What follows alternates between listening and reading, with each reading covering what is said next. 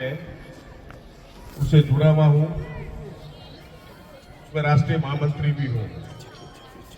बड़े बड़े लोग इस कड़ी में जुड़े हुए हैं जो गुरुजी का भिन्न भिन्न क्षेत्रों में प्रचार और प्रसार कर रहे हैं।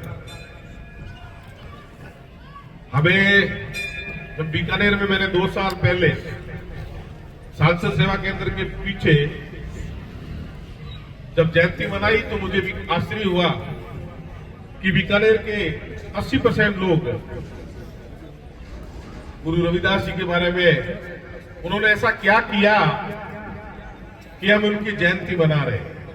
पूछा तो मुझे बड़ा अचंभा भी हुआ और आश्चर्य भी हुआ, क्योंकि गुरु रविदास जी का जन्म जरूर पंजाब में हुआ, कर्म स्त्री उनकी बनारस रही, लेकिन प्रचार और प्रसार जो भक्ति आंदोलन के माध्यम से, जो भजनों के माध्यम से वो गांव गांव अगर ढाड़ी ढाड़ी पहुंचे हुए हैं।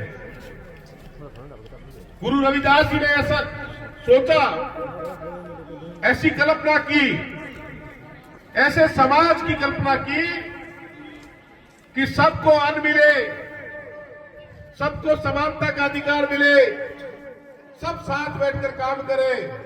ऐसे समाज की मैं परिकल्पना करता हूं जो भाई भतीजावाद में नहीं पड़े, जो किसी से लड़ाई झगड़ा नहीं कराए, जो प्रेम और प्यार, अपनत्व है, बंधुत्व है, इसको कायम रखे।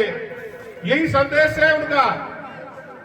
उस जमाने में आज से 647 साल पहले जब एक बालक आया और वो गुरु रविदास जी के नाम से पूरे विश्व में फेमस हो गया, तो उनमें इतनी ताकत थी जिसका प्रचार और प्रसार हमें करना है। हम झांकी निकाल रहे हैं, अच्छी बात है। बाबा साहब ने हमें जीवन जीने का अधिकार दिया, लड़ने का अधिकार दिया, लेकिन अगर ज्ञान भक्ति के माध्यम से हमको एक आश्रम में बैठने का अगर अधिकार दिया तो गुरु रविदास जी की देनी है। गुरु रविदास जी और कबीरदास जी, गुरु रविदास जी और कबीरदास जी दोनों समकक्ष थे, बराबर थे। जब गुरु रविदास जी उनसे मिलते तो वही कहते हैं ये मेरे गुरु जी है। जब कबीरदास जी गुरु रविदास जी से मिलते थे कि ये मेरे गुरु जी है। दोनों ने एक दूसरे का सम्मान किया। कबीरदास जी का रास्ता अलग था तो गुरु रविदास जी का रास्ता अलग था, लेकिन दोनों का मतलब एक ही था।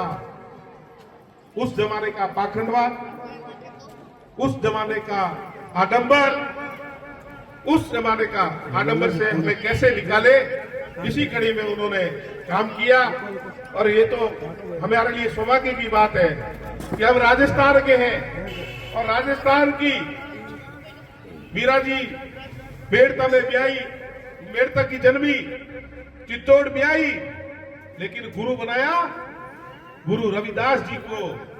तो देख लीजिए कितनी ताकत थी उनमें।